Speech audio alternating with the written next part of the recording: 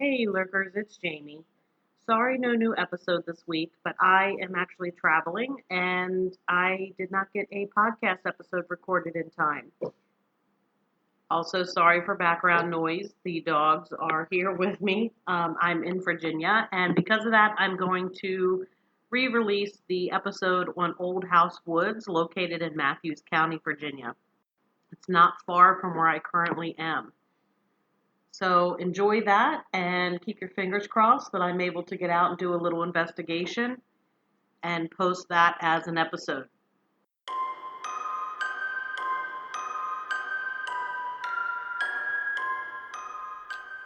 I fear not the dark itself, but what may lurk within it. Welcome to Lurk, bringing you creepy, strange, and bone-chilling stories with your hosts, Tim Harrison and Jamie Jackson.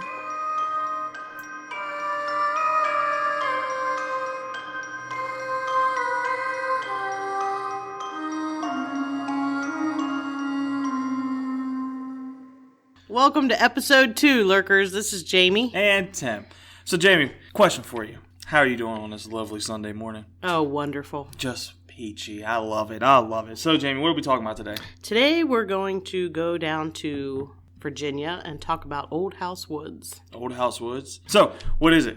Old House Woods is about 50 acres of pine woods. It's mostly pine trees, marsh, right on the beach in the Tidewater region of Virginia. 50 acres? About. That'd be nice to own. It's mostly marsh, swampy.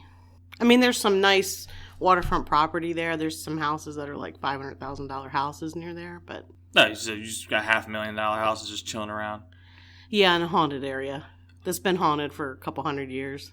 Oh, sounds fine. Sounds reasonable. Sounds great. Totally. Let's go buy a house there. Sure. I'm game. All right, here we go.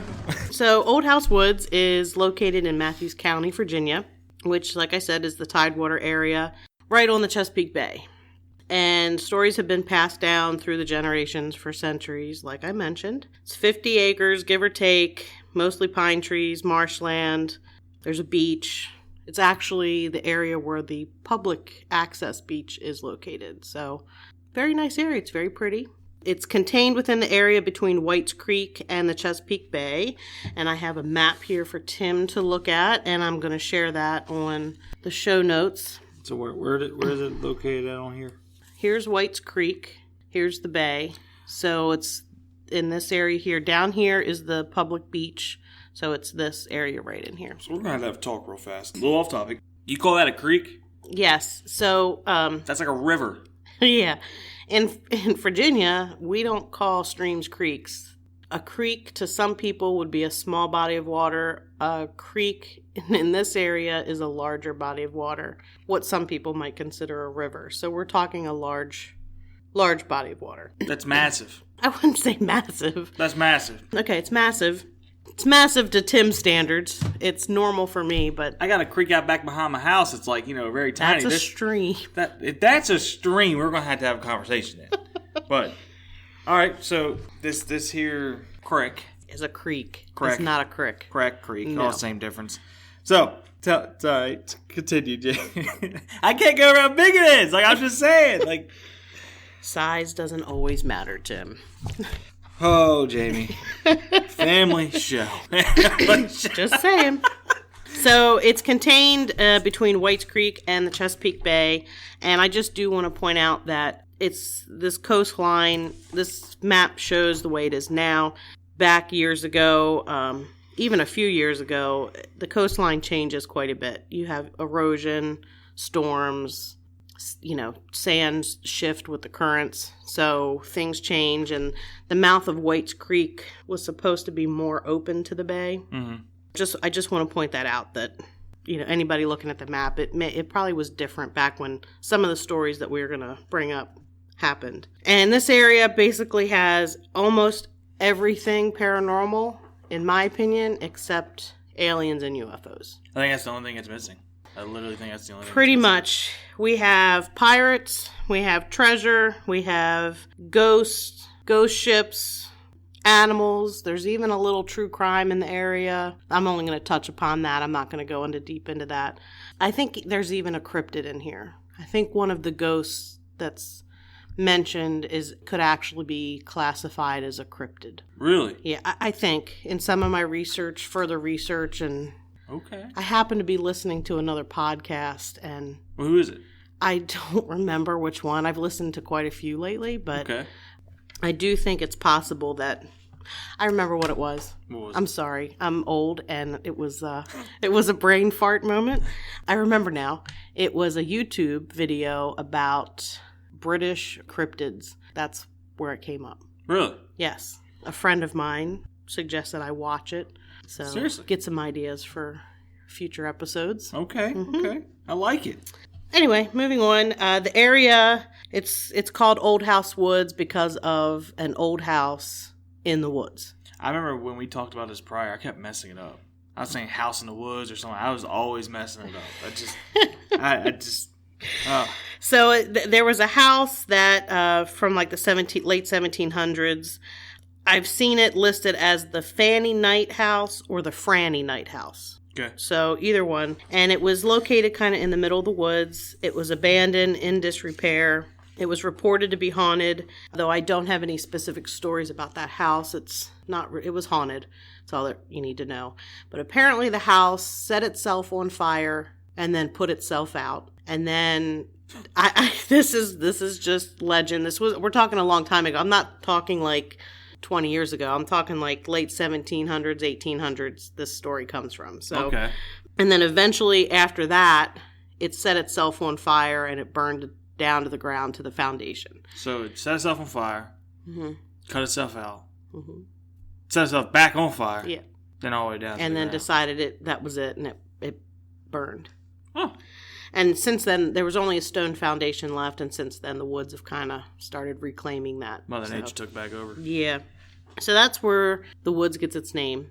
Already a little bit of haunted ghost stories, craziness going on with that. I don't set a whole lot of store with that house burning down or whatever on its own. I'm guessing that probably came after the fact, and they needed to have a spooky story to go with it. But it doesn't need any more spooky stories because it's got more than enough. And I am well familiar with this area. So, how are you familiar with it? Well, my family has property not too far, about 20 minutes from here. And this, like I said, is a public beach access. So we go to the beach here. Of course, I have investigated at Old House Woods, been there many times. I do have some EVP and photos. There's a pretty good photo. We'll talk about it later. Okay. Tim's already looking at stuff, digging in my papers. It's creepy.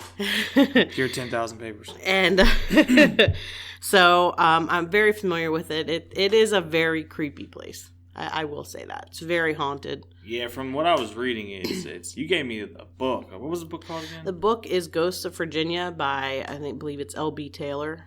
And I'll put this out there, reading that does not make me want to go down anywhere close to this area. Yeah, he's a pretty good author. There are many, many volumes of The Ghosts of Virginia. I'll put a link to that. I think it's in the first book that he published, but he has many. They're pretty good. So shockingly, that's where I first learned about Old House Woods. Remember that book? By that book.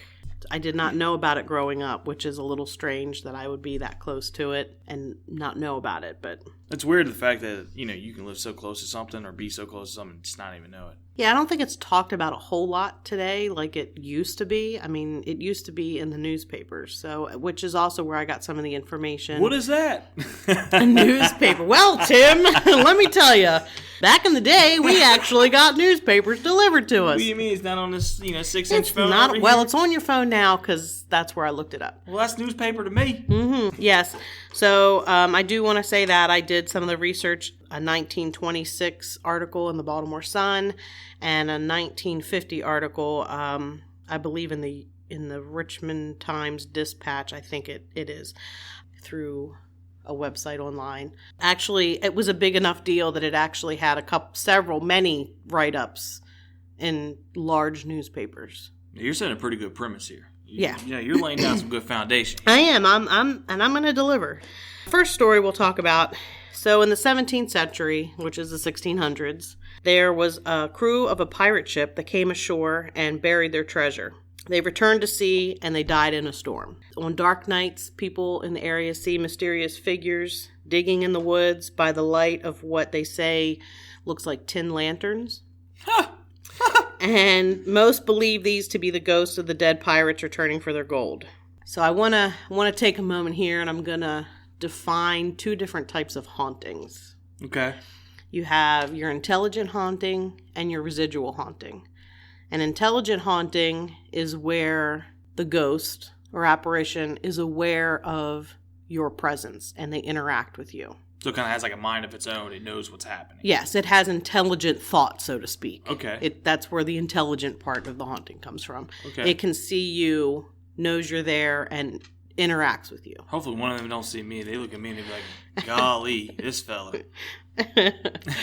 And then a residual haunting would be more of a film strip, which I don't know if do you know what I'm talking about? I know what okay, it just keeps replaying over and over. It would be again. It's an imprint. It's like a scene in history. You know, I don't know. To kind of explain something real fast, Jamie looked at me and like film stripped him. Like her face was like, we on the same page, right? I'm just making sure. I appreciate it though, Jamie. I mean, when I was in school, we had film strips. You know, you don't have film strips anymore. In my tiny little school I went to Brunswick High School. Mm-hmm. Okay, I'm going to put it out there, okay? We were lucky if some of the stuff worked in our school, okay? So, I just had to check. Saying that, I want to point out that there are likely both kinds of hauntings that go on here. Okay. So I don't mean to, like, jump around here for a minute. So, go ahead. I'm sorry, I didn't mean to cut you off, No. but kind of, I'll be honest with you, kind of how the stories were, at least when I was reading, it is a lot of jump back and forth. So it's not like you're trying to mislead us or trying to tell, it's literally, this is how it's laid out. Yeah, I tried to organize it a little bit better so it was more chronological because I'm an organized person and I have to... You are. It has to be organized in my head or it's just a mess. Hopefully we get nice and famous and we can actually set a nice camp. People want to see us actually. We can put a camera up and they'll see like my side is empty, bare, you know, and then they'll see your side's just full of papers.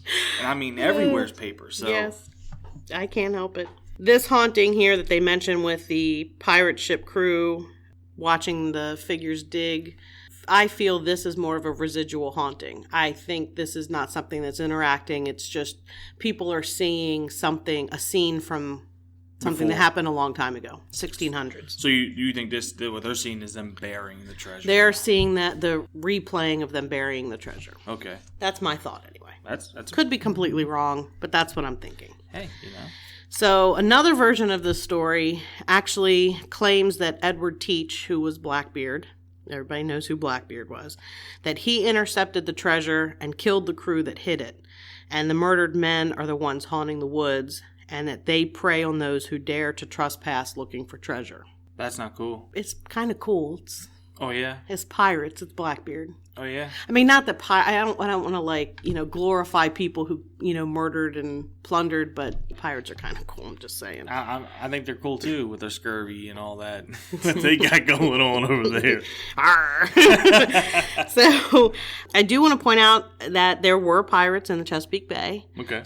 That's not a stretch to think that they were there. And I knew that. I'm not saying you didn't, but some people... wonder. So there actually were quite a few lesser-known pirates in the Chesapeake Bay. Some lived like on Kent Island, which is up in the Maryland side of the bay. Okay. One actually lived there. In Maryland? Yeah.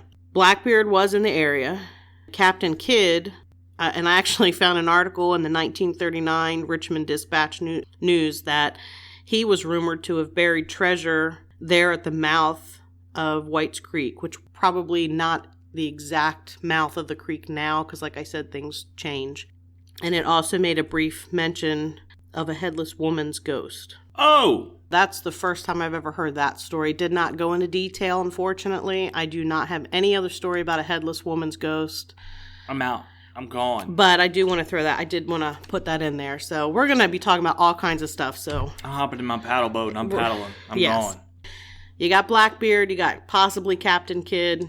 Ghost, kind Who of. knows? But they were in the area, They were known to be in the area. Other pirates are known to be in the area. So these stories are not a stretch of the imagination. There is historical fact that pirates were here. And this area probably was not very, well, I know it wasn't very populated.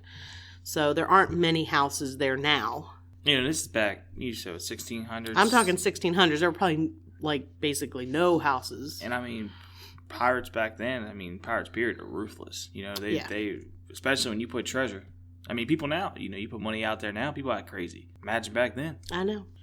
It did mention that the ghosts are supposed to prey on anybody who tries to look for the treasure, which that'll come up a little bit later. I just want to draw your attention to that again. During the second half of the 17th century, which is still in the 1600s, after his defeat at the Battle of Worcester, I think that's how you say it in England, Worcester. Like Worcestershire sauce? Like Worcestershire? I say Worcestershire. I'm pretty sure I pronounced it wrong too, so don't worry. Anyway, in 1651, Charles II of England considered fleeing to the colony of Virginia. A group of his followers sent several chests of money, plate, and jewels to the colony by ship, and it was supposed to be going to Jamestown, which there was the settlement of Jamestown in Virginia. The ship never made it to Jamestown, but instead apparently ended up sailing up the bay. Okay. It anchored in the waters off the mouth of White's Creek. The treasure was offloaded, but before it could safely be hidden, they were attacked by a band of outlaws. I just say band of outlaws because some say it was a group of renegade indentured servants, and some say it was just like a band of bad guys. Sounds, either one's not a great time to run into. Yeah, either one, I would say. Pretty desperate. And that they took part of the loot and planned to come back for the rest, but they perished in a storm when their ship capsized and sank. These storms are pretty vicious out in that area. Well, yeah, you have nor'easters come up. They're pretty nasty. You get pretty. That's part of the reason why the land changes there. I mean, I've seen a channel cut in there. Well, a little bit further down, there's another beach you could walk to from this area. But I've seen a giant channel cut in there after a nor'easter, and then it get closed back up, and then it come and get cut back through the beach again into a body of water that was behind it. So the storms are pretty nasty. I mean, especially then. I mean, there's no lights, there's no navigational aid, there's no lighthouses, nothing. So you guys are dimly lit. tin lantern. Yeah, tin lantern. There's that story. So we got a lot of treasure going on. We're not done yet with treasure. In 1781, just before Cornwallis's defeat at Yorktown, 2 British officers and 4 soldiers were entrusted with a huge amount of money and treasure. They slipped through enemy lines, headed north, and they were hoping to find a British ship on the bay. But they ended up burying the treasure in Old House Woods, and then they eventually were found and killed by American cavalry. So just so everybody knows, Jamestown and Yorktown are really not far from this area at all. Mm-hmm. Both of these accounts completely plausible as far as geographical location. And yet there's another story of treasure being buried again. Another story of treasure. Yes. Wow. Yes. So I do want to bring up, you have redcoats, the British redcoats going on here.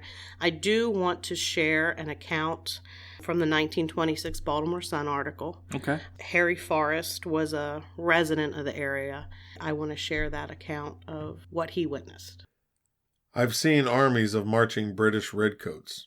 I've seen the storm women and heard her dismal wailings, and my mother and I have sat here all hours of the night and seen lights in the woods.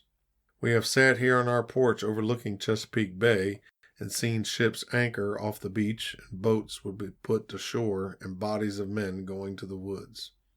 I would see lights over there and hear the sound of digging. Some of them were real men and ships, too. Once over there at Rigney Point, I went out one brilliant November night to shoot black ducks. I found a flock asleep on the little inlet where pine trees come down to the edge of the water. As I raised my gun to fire, instead of them being ducks, I saw they were soldiers of the olden time, and sure as you were born.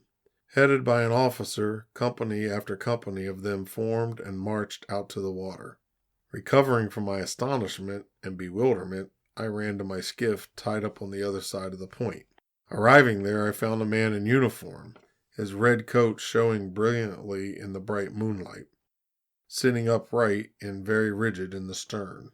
I was scared, but mad too, so I yelled at him. Get out of that skiff, or I'll shoot. Shoot, and the devil's curse to you and your traitor's breed, he answered, and made as if to strike me with the sword he carried. Then I threw my gun on him and pulled. It didn't go off. I pulled that trigger again. No better result. I dropped the gun and ran for home, and I am not ashamed to say I swam the creek in doing it too.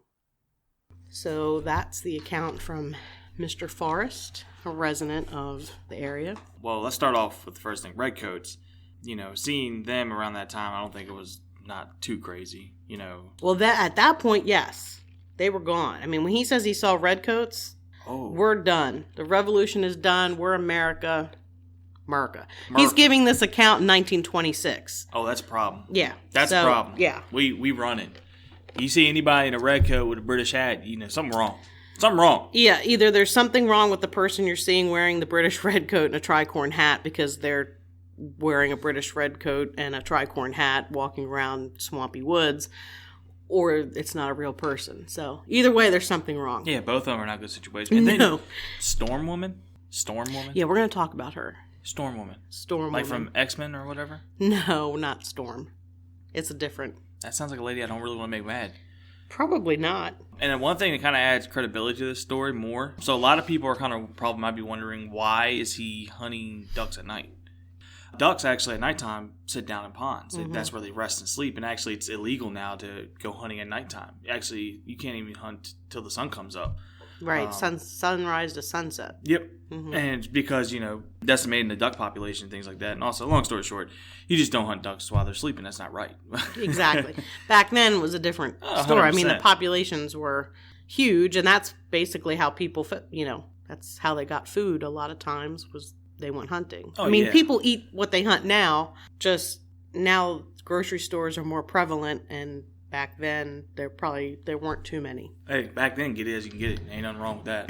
Pretty much. But if you walked around a bend and you're over here thinking you see something, and it turns out some guy just chilling in a skiff talking to you, nope, not today. And tries to hit you with a sword. I'm running. And then you try to pull a gun. You try to pull the trigger and don't shoot. And it doesn't. I would swim the creek too. I don't know if I'm swimming. I might run across the water. I'm out. I'll say, swimming the creek. I've been swimming in the creeks, not necessarily in this specific area, but where we have property, where our family has property. I wouldn't swim the creek at night. I sound like I go investigate these places, but I'm really kind of a pansy. So, there are jellyfish, there are sharks, but not jaws. I mean, we're not talking jaws. Well, thank you, Tim, for that, because I probably will never swim in that creek again. What, bull sharks are one of the only creeks? I've never seen a bull shark back there. You never seen a bull shark back there? No, and I hope never to see a bull shark back there. Well, if you see it, it's a little too late. That's all I gotta say. Pretty much. I mean, there are like smaller sand sharks is what we've caught before. I know there are bull sharks in the Potomac. I am well aware that they're there, but I tell myself that they're not. They're going to come get you. There are tiger sharks, but they don't come back where we swim typically. They're going to bring their friends Jaws. Thank you. Anytime. Thank you. And they're snapping turtles. That's the other thing that I've seen, that large snapping turtles. And that's today where populations of things aren't quite what they were back then. Swim in the creek, that was a little brave. At night, that's something I personally would not do. I mean, I would if I saw somebody sitting in a skiff trying to hit me with a sword, and that's, it's either get in your skiff or swim the creek. Mm-hmm. I'm swimming the creek. Pirates of the Caribbean. Gosh, yes. You know how when the moon hits them and they turn like the skeleton? Yes. I bet you, when he looked at that and the captain or whoever that boat turned and looked at him, I bet you. All I gotta say is when I was researching, that's what I see in my head when I hear all of these stories. Yep. Well, there's actually a story that's not actually pretty close to similar. I mean, not pirate ships, but we'll get there. But this is what I see. I see the same thing in my head. That's not a description of any of them. They're all normal people, not skeletons, but in my head, it's Pirates of the Caribbean. I'm thinking 110%. I need to stop delaying you. I'm sorry. That's okay. So there's a little bit more believable. Another buried treasure story here.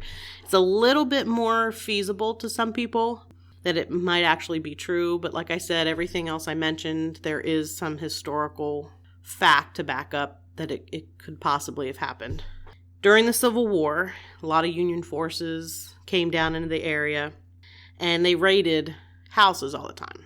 In fact, my family, my great-great-great-grandmother, was attacked at her house, and that's why her husband, my 3 times great-grandfather, moved her to Maryland, where he was actually in the Union Navy, and he moved her closer to where he was stationed because of that. So, again, historical fact, this did happen in the area. That's rough.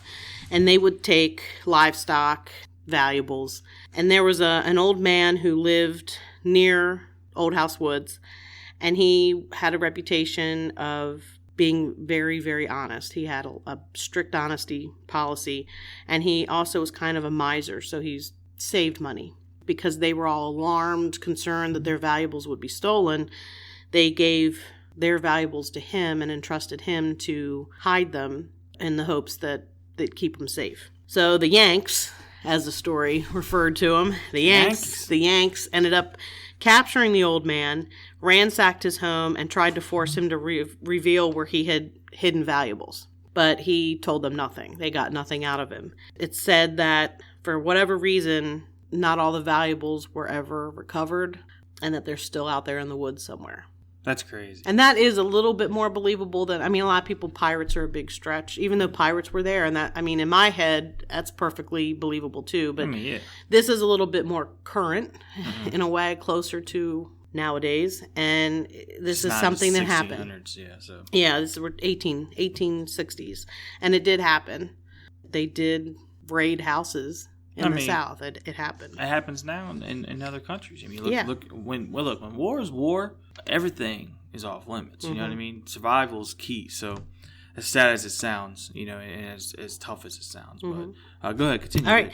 So we have another account from the same Baltimore Sun article from 1926, and this account was from Jesse Hudgens.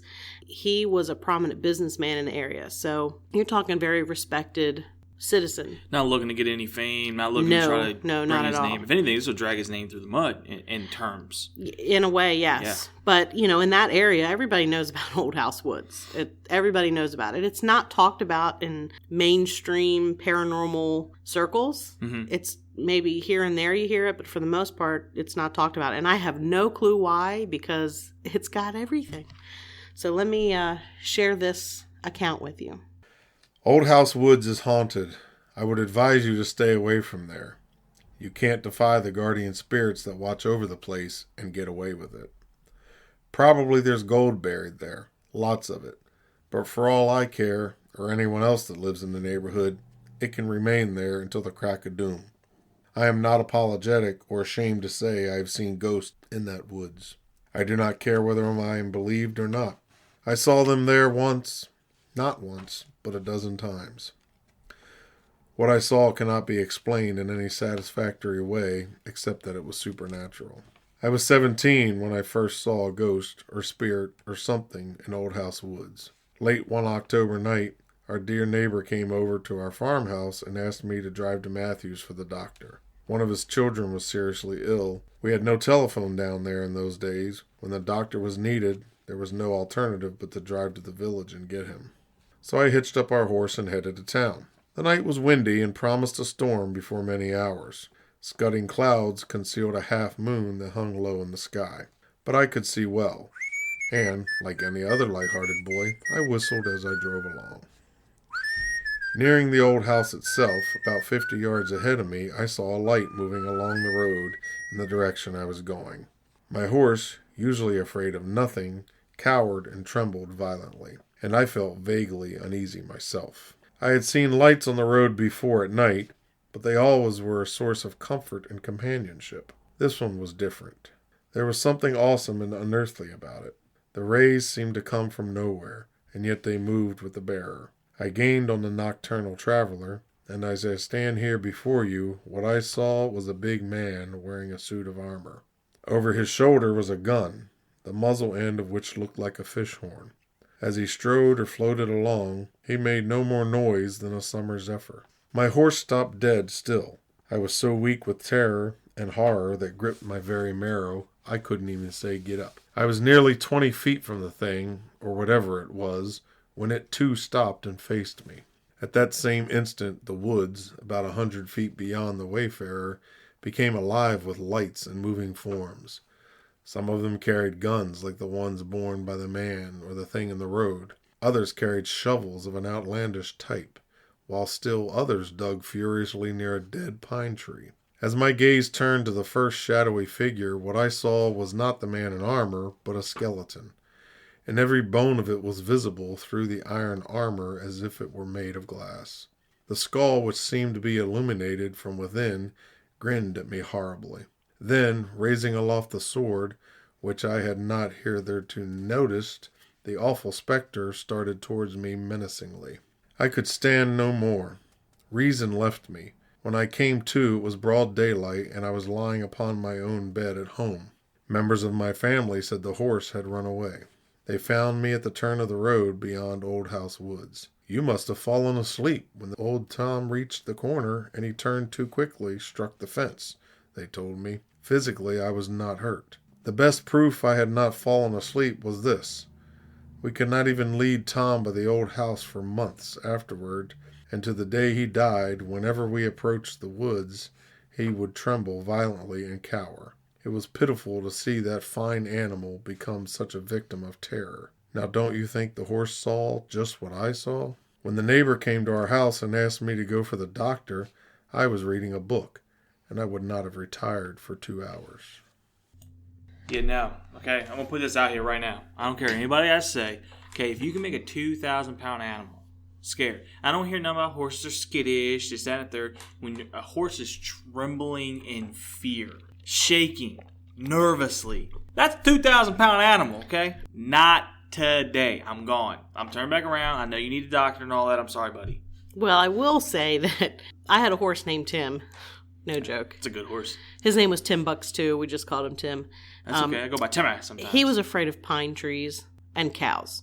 So, some horses are weird. But...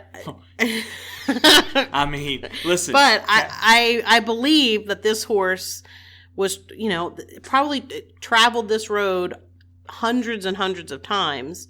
I believe that when he says was not afraid of the area. And I believe that this was something totally not typical of this horse because there aren't a lot of roads here. So if they're living out towards Old House Woods and have to go by Old House to get to town, which is Matthews, that's right. The name of the town. It's not like, I'm going to take this different road. There really aren't any different roads. And this is going to sound really terrible. And they kind of give a little people a warning here, but I'll be up front. Back then, if the animal was not doing what it's supposed to do, it was no longer a usable creature. At that point in time, it's a waste of their money. It's a waste of their time. So either they'll sell it for something or they'll kill it to eat it. I'm just being honest. People didn't eat horses. I'm not saying that, but you know what I mean? Like, they wouldn't have kept this horse and fed this horse. They wouldn't have kept... Well, they might have... depending on how old it was. It sounds like the horse would go through the woods eventually, but was not comfortable doing it anymore. And then at the end of the story, it wouldn't even go around. It wouldn't go around. Well, it was around the corner. Am I correct? Or even anywhere near that road? It was trembling. Well, in the beginning, they had to lead him past. They wouldn't go past, and then eventually it would go, but it was afraid to do so. Yeah, if you saw a skeleton in armor, where like Pirates of the Caribbean, you can see the bones through the armor. It's just a poop your pants moment. But he felt it. You know what I mean? If he feels it, horses are sensitive. Oh, yeah. Horses can pick up on your fear and stuff like that. What do you think that horse is picking up on? That horse was terrified. Oh, yeah. Well, look, that horse is telling him, hey, not today. Let's get going there, big fella. Make a U-turn. We ain't coming back here again. Exactly. As you were reading, I yelled, not today. Nope, I'm gone. Listen, nope. And then you're talking, it's dark. There's no street lights there. And then he said, the lights are normally like comforting him. This one wasn't. Yeah. He felt, he was like, this ain't right. No. He knew right away. Yep. And then the whole woods erupts with movement. And I do want to point out the gun. The description of the gun mentioned a fish horn. And I did have my research team, which was my cousin.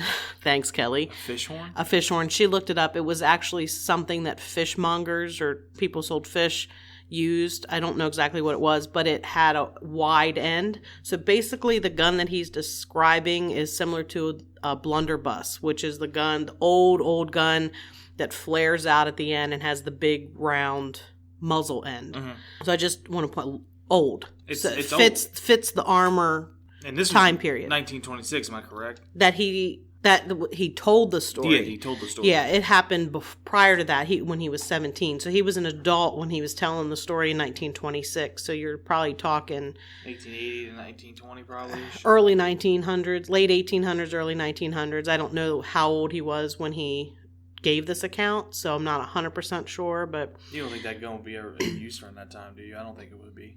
What, the gun? Oh, gosh, no. So, clearly, it's a gun that he puts It would have been a collectible at that point. Yeah. So, I've never seen one. I've only seen them in photos. I've never actually seen one in person.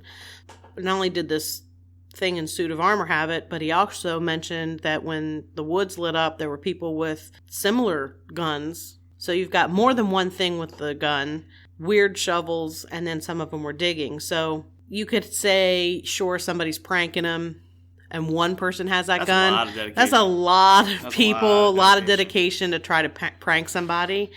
And you're not going to find more than one of those guns, I would think, at that time period. It's not like everybody has them. He said large. Like, he said it was, like, the dude was big. Mm-hmm. The guy that he saw was a big guy. Mm-hmm. No. It was a skeleton. Yeah, but no. Yeah. No. I know. A large skeleton, huh? Yes. Listen, you tell, what's that thing of Nightmare Before Christmas or whatever? Jack Skellington? Yeah. You tell him he can go take a hike. We gone. I mean, Jack Skellington is not scary, Tim. No, but he's tall and skinny, okay? So this isn't the only account of Suit of Armor skeleton guy. I'm just trying to figure this out, like, because, everybody out there, you always got to play, like, that double sword, right? You got to be that devil's advocate. What did they say that, this guy that magically needed a doctor, and he took the time to actually play this out? You know how much dedication it would take for them not to, like, geek and laugh, or how much, like, stuff, makeup or whatever would have to go to make them look like real skeletons? I mean, you're talking early 1900s. And none of that's around. At the earliest. I mean, like, based on the time frame, you're talking early 1900s that this happened, this account happened. Back then, that you just had to go into town to get the doctor. I don't think that was made up at all. I think if you're asking someone for a doctor, it's not for, like, oh, my nose looks funny. It's a serious issue. Right. So I'm just going to put that out there. There's no way this could be staged. I don't think that it was. So there's another account of a witness who saw a suit of armor, skeleton. So skeleton's not scary enough, you got to put it in armor. It's in armor. And when I say armor, everybody's probably thinking, oh gosh, now we're talking medieval times. No, people, 1600s, early 1700s, there were some pirates who wore kind of like the Spanish conquistador metal helmet. I don't think they're talking like suit of armor, like Rowan medieval like suit that. Of armor. I'm thinking more 1600 suit of armor is what I'm talking the about. raiding ships. Come on now. Exactly. They grab what they can grab. Yes. So I want to throw that out there. There was a Richmond, Virginia youth who had tire trouble. So we're talking age of cars at this point. Henry Ford, baby. He had tire trouble near Old House Woods. It was late at night, and he was kneeling down to change his tire when he heard a voice behind him ask, "Is this the King's Highway? I've lost my ship." And when he turned to look at the person speaking to him, he saw a skeleton in armor standing within a few feet of him. So the guy ran screaming. Why turn? Why? Like, why? So you're telling me right now you're changing a tire, someone asked you that? Late at night. Yeah. So the kid ran screaming, and he left his car until the next day. So he didn't come back for his car until the next day. Yeah, that car. Pretty much. Yeah. That poop in your pants, diarrhea down the street, you're gone. Look, there ain't no way. Jamie, there ain't no way. And here's the thing. He didn't hear him walk up behind him. Right. There's no clanging of the metal. There's no nothing. Wait till you hear one of my stories. That's all I'm going to say. I'm going to foreshadow a little bit and tell you, wait till you hear something that happened. I don't like this, Jamie. Something that happened to us. I'm getting cold chills over here. I did not see a skeleton in armor, so I'm just throwing that out there. I don't want people to think, oh my gosh, she saw it. I didn't. Okay. But you didn't see Jack. You just got to remember the skeleton in armor story and you asking about clanging metal, whatever. I'm going to tell my story. Oh, okay. When I tell it. I'm going to save that for a little later. All right. So basically we're saying is Tim, shut up. No, I'm just... So now we're going to jump to the Storm Woman, which was mentioned in that first eyewitness account. 100%. Basically, it's the ghost of a woman that is seen before a storm. Okay, like... Hence, the Storm Woman. So she's like conjuring it? No, more warning. They think she's more of a warning that there's a storm coming. Okay. She's described as wearing a nightgown, has long fair hair that appears to be blown around or whipped around by wind. So she looks like wind's blowing her hair, but there's no wind. At all. There's not necessarily any wind at all when they see her. She has a blue, greenish, otherworldly glow about her, so she kind of glows. She rises above the trees, wails, and warns the watermen in the area that a storm is coming. So she's kind of like a beacon of like, hey, get out of here. Watch out. Yeah. Okay. So 2 men saw something white standing in the trees one time, and when they went for a closer look, they saw it was a woman in white, and she was walking through the pine trees. And as she walked, she began rising up in the air until she was above the tops of the trees, where she disappeared. They didn't hear her wailing, but a vicious storm did blow in off the bay later that night. I don't know how to say it. I mean, you can call that a good luck charm. You know what I mean? At least she's warning you. Yeah, she's kind of warning.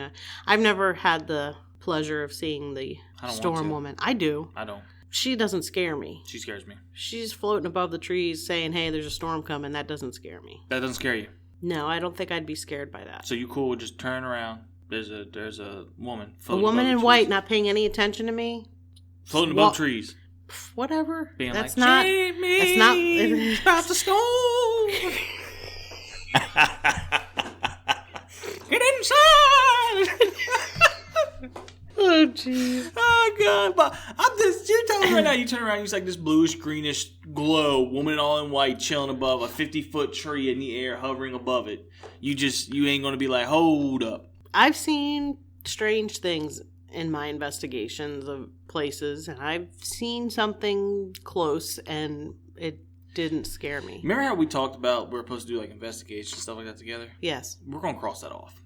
Okay? Because I'm going to be pooping myself over here in the corner. You'll be like, what's wrong, Tim? That's normal. It's all right. I can't wait. Oh, I'm going to be screaming like a little girl. Oh, I know what's happening. I'm like, James going to be like, Tim, it's okay.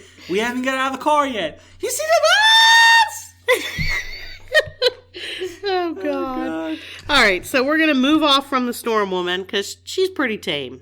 It's actually kind of cool. Yeah, I mean, she's not doing anything mean or malicious. She's just trying to warn people.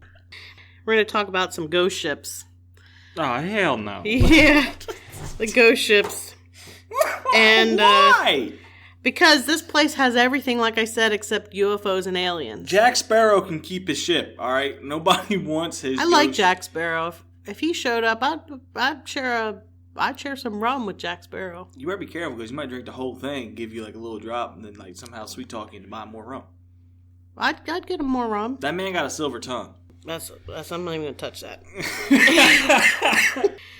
All right, so ghost ships. They've been seen many times. Sometimes from afar, so off in the distance, and sometimes pretty up close and personal. We're going to hear about an account of somebody who witnessed one pretty up close and personal. So the feeling they probably got. This is another account from the 1926 Baltimore Sun article. This was a really big article in the Baltimore Sun. People freak out when they see ghosts. Like, imagine seeing an entire ship. Wait till this is probably one of my favorite accounts. I mean, the ghost skeleton, that's a pretty good story, but this is probably my favorite eyewitness account of the 3 that we're sharing in this episode. I'm eager to hear it. Yeah, this is one of my favorites. One stormy night, I was fishing off of the mouth of White's Creek well out in the bay. As the flood tide would not set for some time, I concluded to get the good fishing and come home with the early moon. It must have been after midnight when, as I turned to bait up a line in the stern of my boat, I saw a full-rigged ship in the bay standing pretty well in. I was quite surprised, I tell you. Full-rigged ships were mighty scarce back then. Besides that, I knew she was in for it if she kept that course.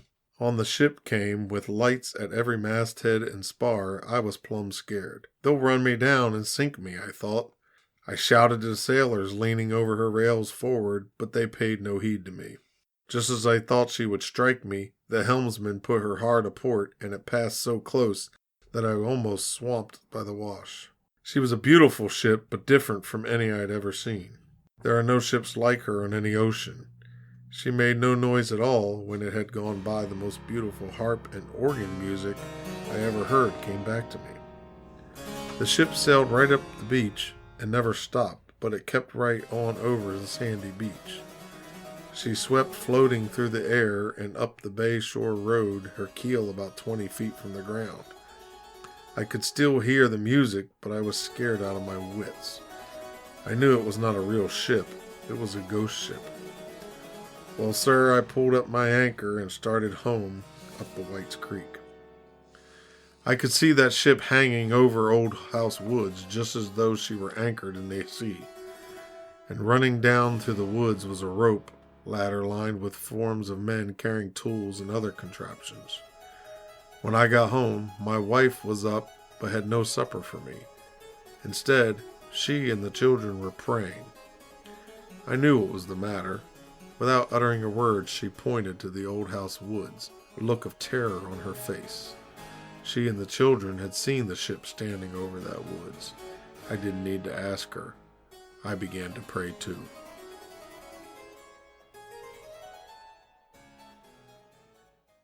So that account was Ben Furby or Farabee. It's spelled both ways. And that was a 1926 Baltimore Sun article. Sometime before 1926 this happened. No. Jamie, just no. No. Like, no. Okay, just... Now this would scare me. This, mostly because you're kind of vulnerable in a boat on the bay. It's dark. I'm uncomfortable being on a boat on smaller bodies of water late at night because it's dark. If I'm out there fishing by myself and a big old ship nearly swamps me, I mean, it's real enough that he says he almost gets swamped, so capsized from the wake of the ship, basically, is what he's saying. The wash. He's wake of the ship going by almost swamps his boat. So it's real enough that it's creating a wake. That's what I don't... So when you're reading the story, now in my head, I was like, well, if it's making a wake, like, it has to be a real boat, right? Then he goes, oh, yeah, it just keeps on going. It floats over the sand.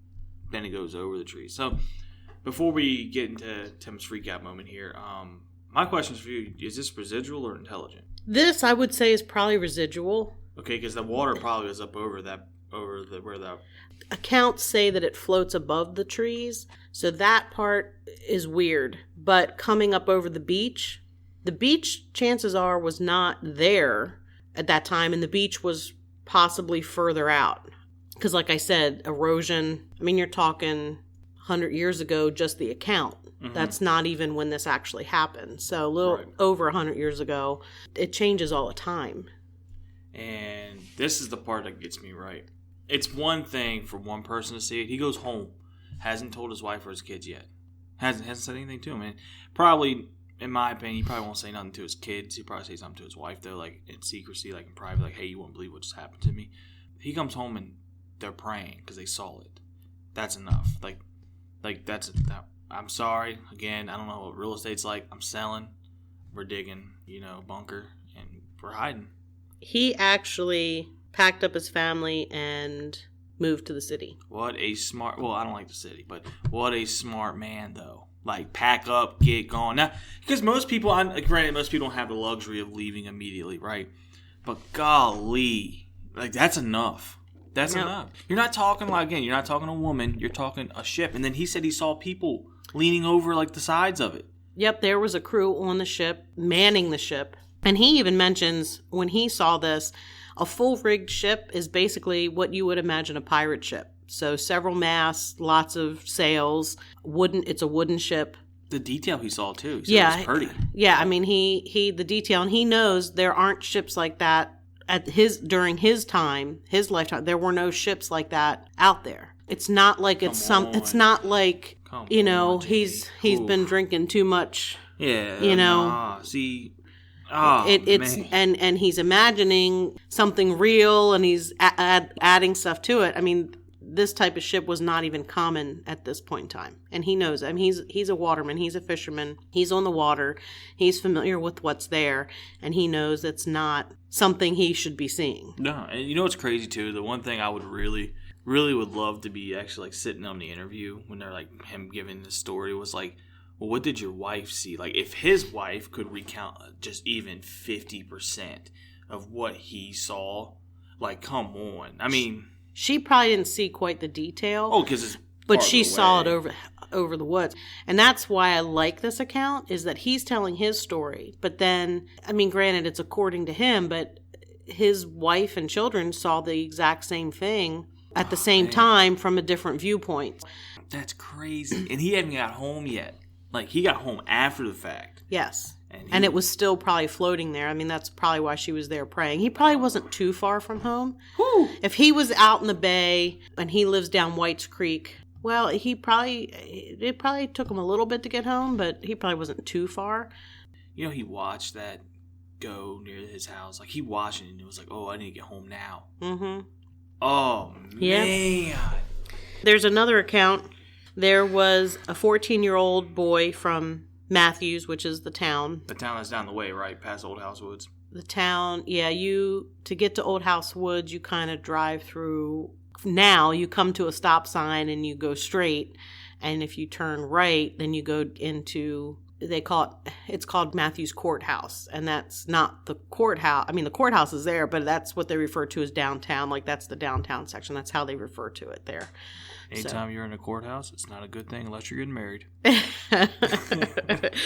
You go straight. So you kind of like hit the edge of Matthews. Okay. To get to Old House Woods. This is yeah. So he's from Matthews, and he was tasked with taking a boat from the yacht club over to, it's a town called Moon, Virginia. He was 14-year-old?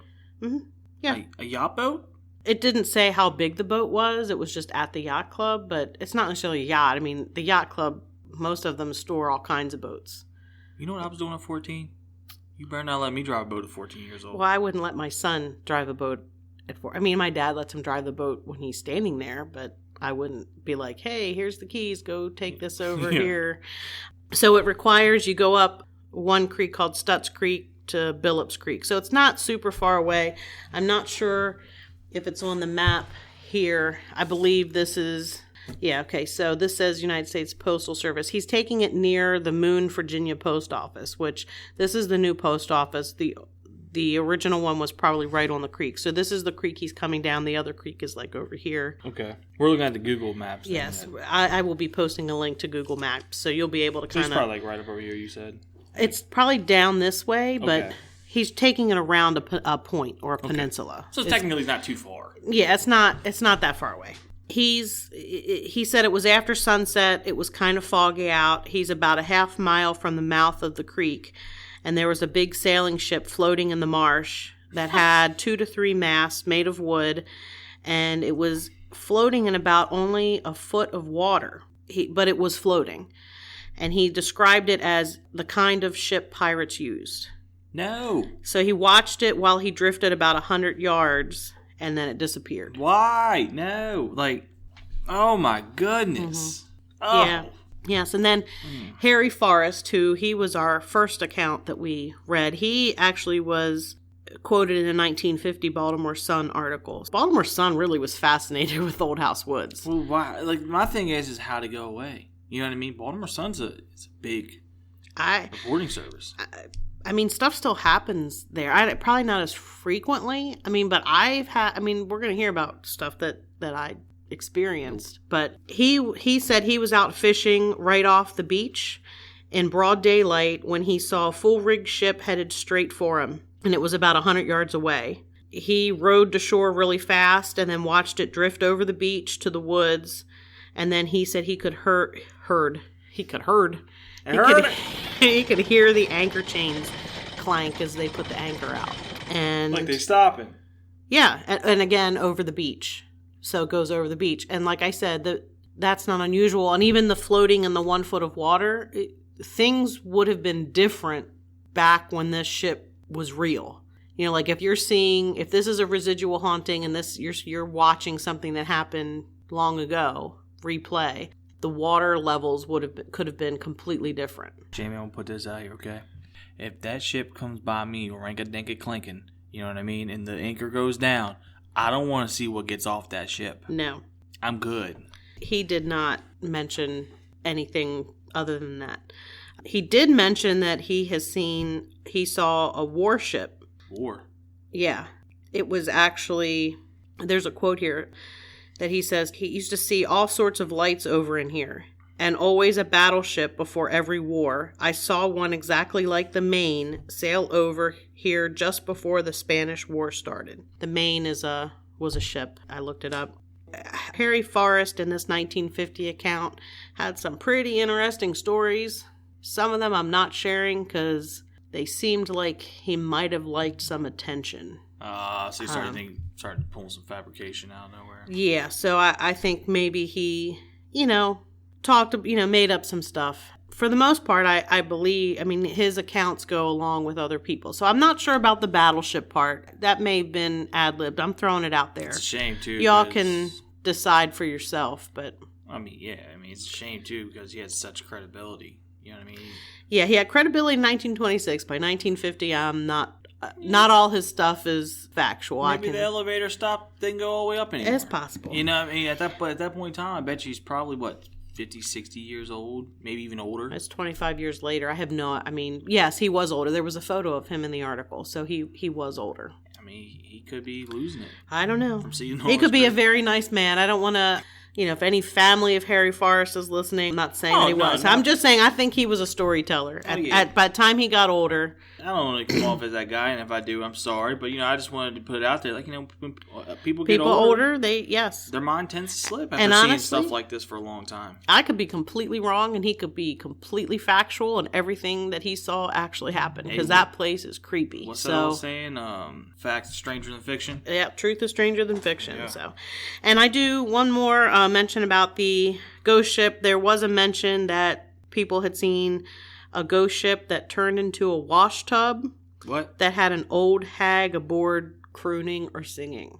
That was in a little blurb in a news article. Yeah. I don't really believe that. I think that was a BS. So it's like yeah. Thanks for the sound effects. Trying to give everybody as much information as I found. I found it to be amusing. I don't believe that. I wonder if she scrubbed her back. Maybe. That's a good question to ask. I don't want to watch. So apparently she didn't care. Apparently not. We're not done. There's more. Is that what I say? But wait. There's more. Gosh. Yeah, there's How more. How freaky can this place get? Yeah. We thought we had it all because we have buried treasure, we have ghost pirates, we have ghost soldiers, ghost ships. Now we have ghost animals. Oh, God, great. Some of them, lovely. Some of them don't have heads. Yeah, lovely. I guess the hellhound must have nibbled it off or something. Well, we're going to talk about something similar to the hellhound. God. That's what I'm talking about, cryptid. Why? But first, there was a woman who lived in the area of Old House Woods, obviously, and she went to bring in the workhorses from pasture. And she went down, she drove them down the lane, and by driving down the lane, I mean she was behind them, herding them down towards the barn. This just doesn't sound like a good story. Okay. It's already starting off bad. Mm-hmm. She's herding them down to the barn. She arrives at the gate, and she calls for her husband to open the gate to let them in. He doesn't respond.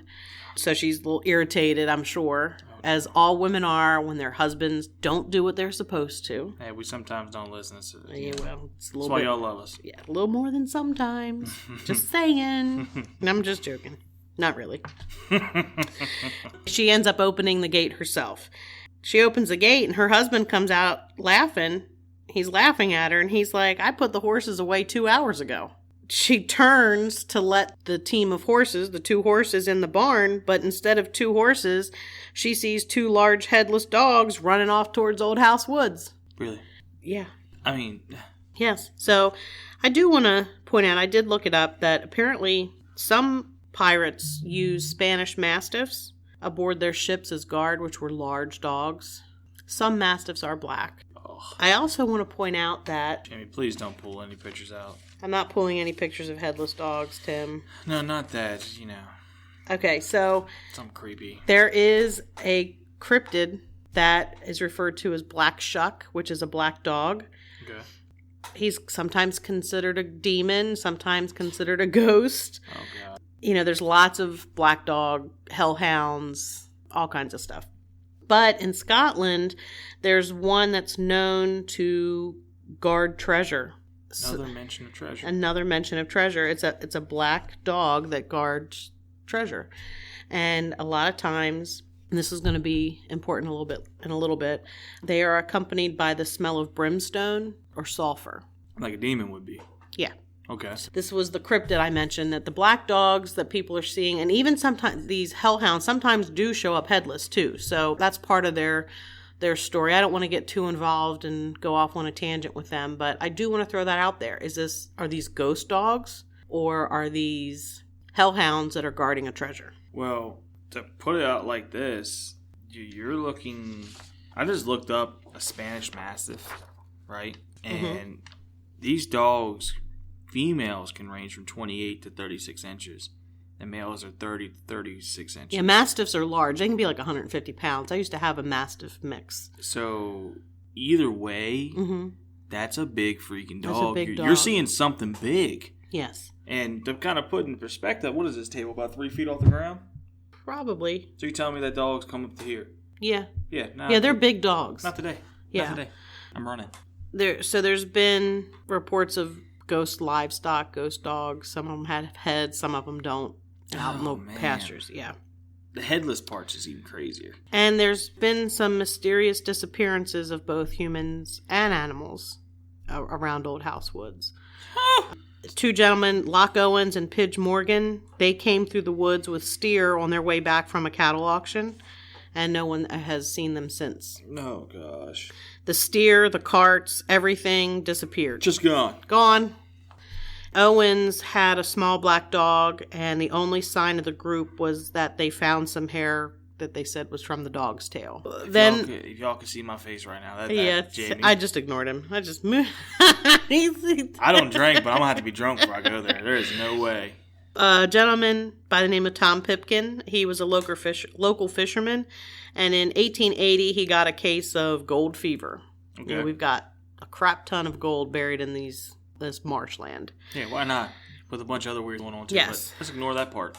So he took his small boat into the woods and was following an old channel that some say was cut by pirates 2 centuries before. I will say that when you look at Google Maps, there's a couple little very small waterways. I don't see a channel that they're referring to, but again, everything changes constantly. But it is very, very marshy in some areas. So also, high tide, low tide plays an effect as well, too. Yep. The water is very close to the surface. The groundwater's. I just want people to think, they walking around in their woods. It's like there's no way there's a channel cut in here. But this area, we're talking marsh, swamp, very wet. You're stepping down, your foot sinks 4 or 5 inches because of the water. Yes. He takes his boat in to go look for some gold. And then several days later, his boat was found floating in the bay.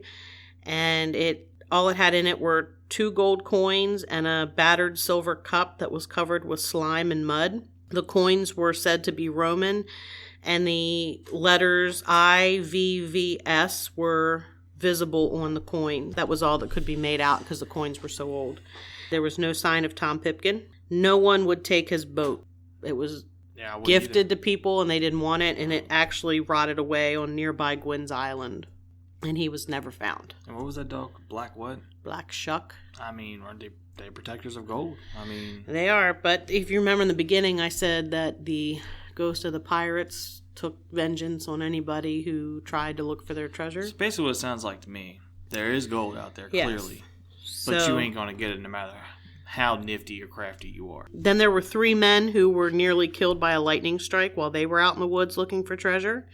And another man who went seeking the buried gold is said to have lost his daughter to a strange illness soon afterward. And then his life was kind of, they say, cursed, that he just had like bad luck constantly until he died. And there is another area I do want to throw in. Old Cow Hole is supposed to be kind of the area. It's like it's a kind of like a sinkhole, apparently full of water. I don't know that it's a sinkhole. That's how it's described. It's kind of in the middle of the woods. I've never been to Old Cow Hole because a lot of this property is now privately owned. You can't go off into the woods. Makes sense. Someone bought it. They're like, hey, you know what?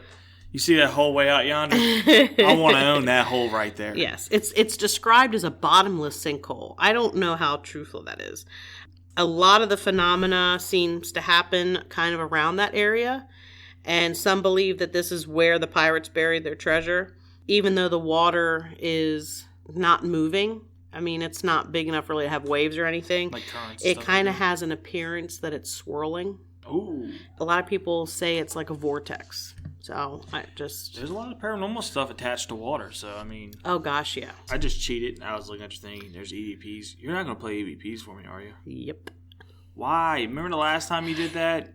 Oh my gosh, Jamie. So now we're going to talk about some of the things that I've had happen here at Old House Woods. Jamie. Very, very first trip to Old House Woods, we arrived, we pulled over on the side of the road. We were careful not to fall in the ditch because both sides of the road have large ditches. That's how they're like storm water. Oh, like 3 feet off the ground kind of deal. Yeah, it's a big ditch. The first thing we noticed when we got out of the car was a strong sulfur smell. The minute we got out of the car. I mentioned that with the... You're starting off on the right foot. Hellhounds. So that was the first thing. But I am going to say, is that because of paranormal, or is that because it's swampy marshland and possibly giving off this smell? I will play devil's advocate to myself and say, maybe. That is fair. That is very fair. I didn't think about that. But I am also going to say, I am in this area a lot, and I have never smelled this ever again. Or not even that strong? You never smelled it at all? I've never noticed the smell at all at any of the other times that I've been there. Oh, that's interesting. So I am going to say that, but I will play devil's advocate. Perhaps it's because of the marshland, but I can say that in all the other times I've been there, I have never smelled it again. Okay. We get out of the car. We're standing in the road. The car door, I left the car door open. I would too. While we were standing in the road, one of the car doors slammed shut. But oh my, Jamie! At that point, I'm like, this is pretty cool. One of the people with us, it was an aunt, and she was like, we need to leave now. And I'm like, but I don't want to leave. And she's like, why do you have to be so goddamn hard-headed? And stomped off to the car. And I'm like, well, I guess we're leaving. And we get in the car and we leave and we go home. Hold on. Yes. Just to put this out there, okay? Yes. A car door slammed. Yep. Okay? A car door slammed. Mm-hmm. How much force it takes to close the car door, right? Well, I'm going to talk about that.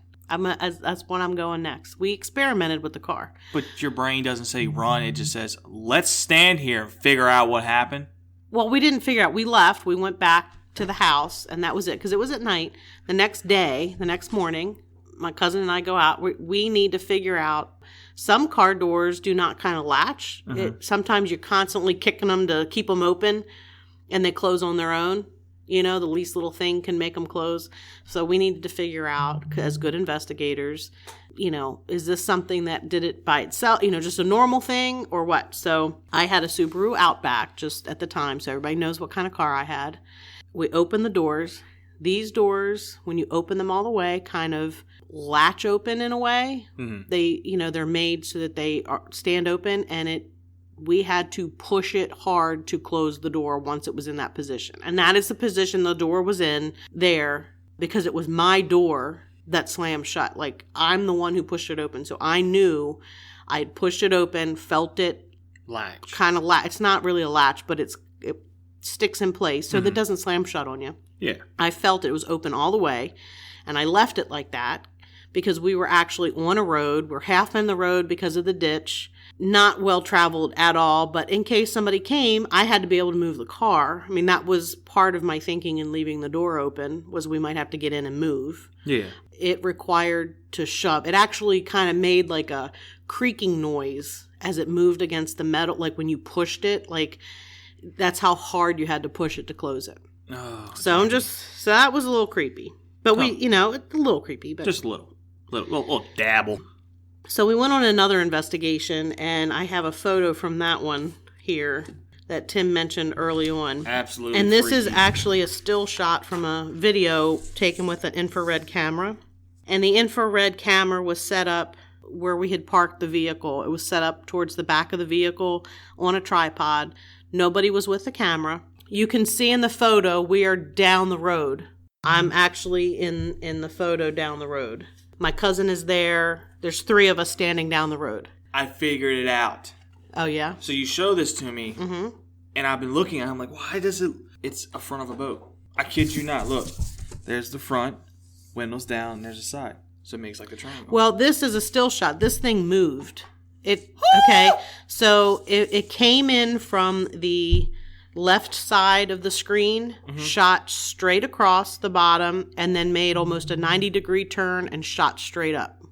This light thing. It's a greenish light streak, kind of. So is there someone behind this camera operating this? No. Like, everybody who is there is in the shot down the road. Nobody is with the camera. The camera is at the back corner of the car on a tripod by itself. So no one can alter it, no one can No. adjust it, no one can play it. No. So there's no way you can have a reason why this did what it did. Right. That was weird. In that same investigation, we were walking down the road and we looked off to the side and it was like there was another person walking next to us, except it was just a torso. Just a quick glimpse. Oh my God. Snap your fingers, quick glimpse, torso, no head, no legs, just saw like that torso part and it was gone. It was like that quick. It was gone. That is so not cool, Jamie. Yeah, I'm going to play an EVP for you now. So. Yay!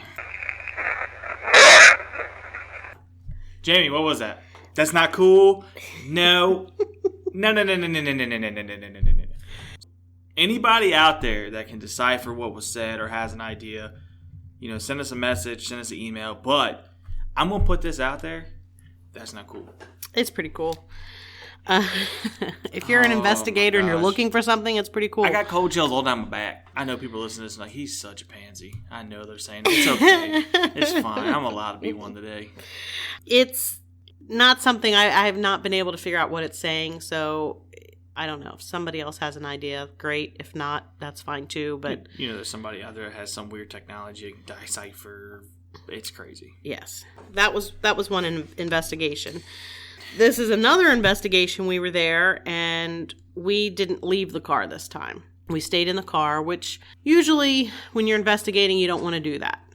You don't want to take pictures from a vehicle, from a moving vehicle, because blurriness and glare. Dust, well, if the windows are open, dust and everything, screw up the photo, you've got the, exhaust from the car or whatever. You need to make sure you don't create something that could cause you to think you're taking a picture of something paranormal, and it's not. I was driving.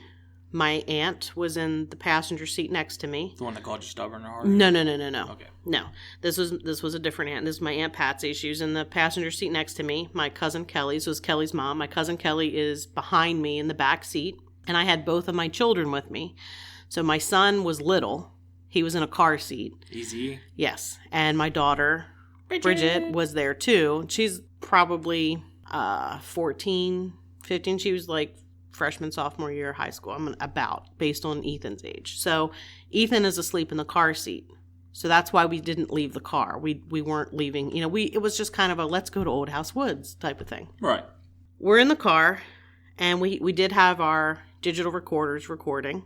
We each had one. So we use, I know my family, Tim's trying really hard not to laugh. My family, we have several of these recorders. They're the Panasonic DR60s. They are being sold on eBay for $2,000 right now. Oh. So keep laughing. Just to say, we all have a digital recorder out our window. Me, my cousin, my aunt, we're all holding them out the window. I hear something. I hear this very distinct metallic clicking sound. And it kind of reminded me if somebody's wearing one of those chains that they put on their wallets. Oh, okay? Yeah. And it's like the wallet's in their front pocket and it's hooked to the belt loop kind of there, and the chain's hitting itself. It sounded like metal hitting itself rhythmically while somebody's walking. Ooh. Okay, that's how I described it. I turned to my cousin behind me and I asked her, "Do you hear that noise?" I don't tell her what the noise is, for a reason. Do you hear that? Do you hear that noise? And she says, "You mean that metallic clicking noise?" And at that instant, my aunt goes, "There's somebody over here." Immediately, I take off. The car was running.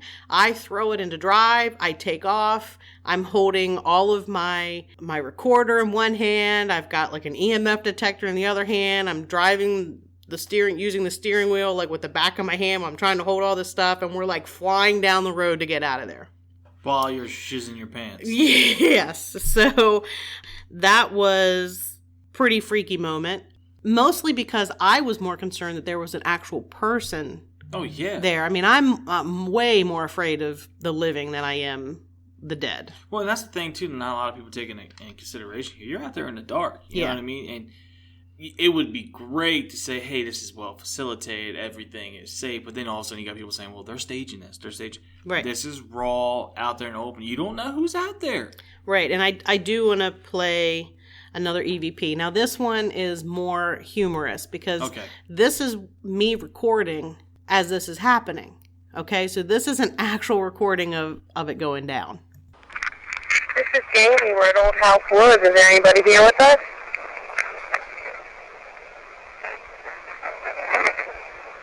What is that? Heavy certain noise. Yeah. Yeah. I don't know.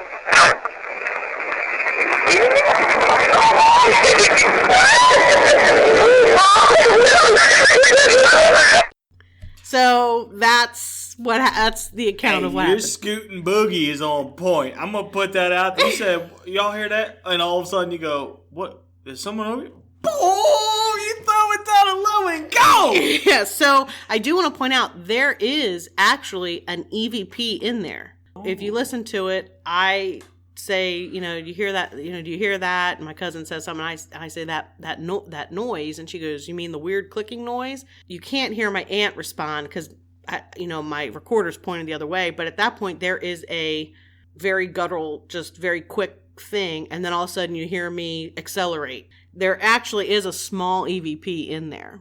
Man. But it's funny as crap because we freaked out big time. I ran the stop sign. There's no traffic here. There's no stoplights. There's no cars, but we took off. Hey, look, I'm going to let you know that takeoff that you hear in there, you weren't playing. That was not. You put that left foot down. I did. Yeah, I was driving my mom's car, but, Shh. Don't tell her. There was another investigation we did. It was myself, my cousin Kelly, my Aunt Patsy, who went there a lot with them. We were... The scary clinking metal noise wasn't enough for you. That's fine. Oh, gosh, no. So we were, parked the car, we're there, and the trunk opened on its own. So you get out after the clinky metal noise. You come back. This is a different time. Yeah, but I'm just saying. You come back and you go, hey, let's go back, visit again, and let's get out of the car. Yeah. So we Reasonable. Didn't check the trunk there on the road. We left, we went down to the parking area at the beach and then got out and closed the trunk because we just weren't checking it there in the woods. Again, the next day during daylight, we decide, did we accidentally hit the latch to unlock the trunk? To unlock the trunk because the latch was down near the floor? The answer is no. There was not a way to accidentally do that without realizing that you had caught your foot on the latch and yanked your foot off of the latch to pop it open. It's not one of those push button ones. You actually got to pull it. You actually had to pull it, and it was not in a spot where your foot would just... It was kind of awkward. It was an awkward position. It would not have been something you could do without realizing it. And nobody in that car would have done it on purpose. Sometimes we may have taken people who would have done it to scare us on purpose, but the people who were there, the three of us, pretty serious about this stuff, would not have done that. So to play devil's advocate for myself again, that wasn't an option either. But I do have one more EVP. Oh, great. Can you tell me your name? Anybody looking for pirate gold? So I actually played those two EVPs, not one. Wow. Mm-hmm. Those are good. Yeah. Those are good. Yeah.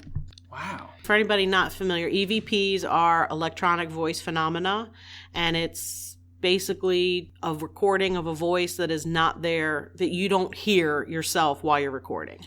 Is there any cell phone towers, radio towers that are near that you could possibly picked up on? I have a very bad signal there at that beach. I'm lucky if I get a signal. I would say the answer is probably no. So authentic. These are 110% authentic. Yeah. You guys kind of already went through, you gals already went through and made sure that there's no way this could be faked. No, it certainly wasn't anything, fake. We didn't have any other radios or anything, nothing else electronic on us at the time. And then also, I mean, dude, if you want to be kind of dishonest here, I don't care radio frequency or not, nothing pops your trunk open. Yeah, exactly. I mean, there's other stuff going on at the same time, so. And also, you being just a genuine, honest person, good person, I don't think you'll fake any of this either. No, I'm pretty serious about this. I want to further paranormal field. I don't want to hinder it, so I try to be really careful about what I present as evidence, because in this field, you have to prove it by disproving everything else. It's a great field. That's the one thing that a lot of people, I think, kind of mistake with paranormal investigators and things like that. What they want, what they think everybody wants is, every time you hear a creak at night, we go ghost. It's more along the lines of, well, what could cause that creak? Yes. Is the floor bad? Is there something above? Is there someone on the outside? And once you kind of go through a long list and you realize, hey, any investigator that's worth their weight, that can carry themselves, they go, hey, we went through all these checkpoints and nothing sounds like this. Okay, then that gives you, what could make the noise then? Yeah, I mean, you do have your people who, they hear a little noise and, oh my gosh, it's a ghost. Or they take a photo of an orb and, oh my gosh, it's a ghost. But orb photos, I mean, we'll get into those at some point, I'm sure.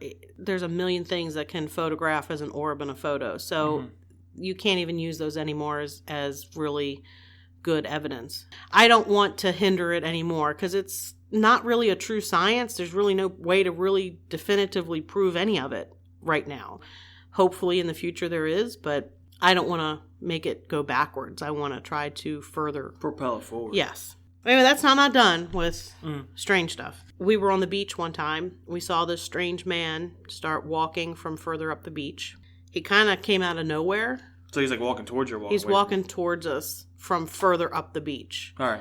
Closer up to the point, kind of where if you can walk a very long stretch of beach, but if you're looking at the Google map, it would be up towards the point he was walking south. He came from the north area walking south. He was wearing a green and white horizontal striped shirt, like a rugby shirt. Okay. Are you familiar with is that what they call them nowadays? The rugby shirt? Rugby. I don't know. He had calf-length khakis on, so like capris, but not capris. He walked past us. He never said a word. He never acknowledged us, never looked at us. And then after he passed, I kind of eventually looked down to see where he had gone, and he was not there. Do you think he can cut up into the woods? No, there's no, when he walked past where the woods were, past down where you would walk to go to the car, heading down the beach, and there's no woods down where he had headed towards. Could he went for a jolly old swim? I didn't see anybody. All right, so you don't see him in the water? You don't see him? There's no noise, I didn't see anybody. And on the beach, you can see pretty far. Mm-hmm. Yeah. And I've seen, people have mentioned the lights, the ghost lights in the woods. Yeah. I have seen those. It's like the lantern lights. Yes, I have seen that on investigations before. Could you imagine seeing that? Oh, that's not scary. That's not very scary to me at all. I mean, I know, like the ghost woman, I say I wouldn't be scared, and I may be a little scared, but not to the point where I would leave. I mean, it would scare me, but yeah, the ghost lights aren't scary at all. They look dimmers or anything like that? Like, you know what I mean? Like, can you describe them? Like from a person? It's just like somebody was carrying a lantern. Wow. I mean, like a lantern light. It's not like a flashlight where you can see the beam. It's not a beam of light. It's a point of light, like a glow. So if somebody were carrying a candle lantern, that's what it looked like. And the funny thing is, some of the listeners might be like, I don't know what you're talking about. Light a candle in a dark room. Make sure nothing's around so you can catch a little fire. But, walk away for a few feet and look at it. And then take a flashlight, turn the flashlight, or even on your phone, turn it on, flip it upside down after you blow the candle out, and look at the difference. Mm-hmm. There's a difference. Yeah, definite just the color, difference. There's a difference. Yes, it's a definite difference. So I did mention true crime, so I do want to, I'm not going to talk about it in detail, I'm just going to throw it out there. In that same area, there was a Virginia Commonwealth University student that had gone missing, and she actually was found not far from Old House Woods. But the person who was arrested and convicted for her murder, they actually had been in that area the same time we had been in that area, which that was really... Scary. I mentioned before when we heard my aunt said somebody was coming up to the car, and I'm more afraid of the living than the dead. That is why. It was recent history, and I don't like to go too much into true crime, that there's still people that could be hurt by that could be hurt by discussing it. That's sad to hear that too. You know, it's such a nice community and a rural community. He wasn't from that community. It wasn't like he lived there. He just was familiar with the area, kind of like we are. But you frequently visit an area enough, yeah, you can learn your way around. Yeah. So that is the history stories of Old House Woods. I would say there's really not too many conclusions to draw with this. It's haunted. It's been haunted for hundreds of years. I'm split. I don't know if I want to go see it or not. You do. I go there all the time. I mean, I go there all the time in the daytime. It's creepy in the daytime, too, but it's a pretty cool place. I mean... Am I allowed to bring my gun? I'm going to point out, a gun's really not very effective against something that's already dead. Okay, I'm cool. Oh, look, dead's cool with it, all right? I do have some holy water. You could put it in a super soaker if that made you feel better. I love a super soaker. With holy water. We can do that. That's right. It's a holy soaker. It's a holy soaker, baby. Let's go. All right, well, that concludes this episode. Our next episode should drop on Friday. I'm ready for this. I'm ready for the next one. Might have some aliens or UFOs in it, just saying. And I promise y'all I won't be such a pansy on that one. The only thing I'll be honest, the only thing I don't like about this, okay, I'm putting it out there, is the ship part.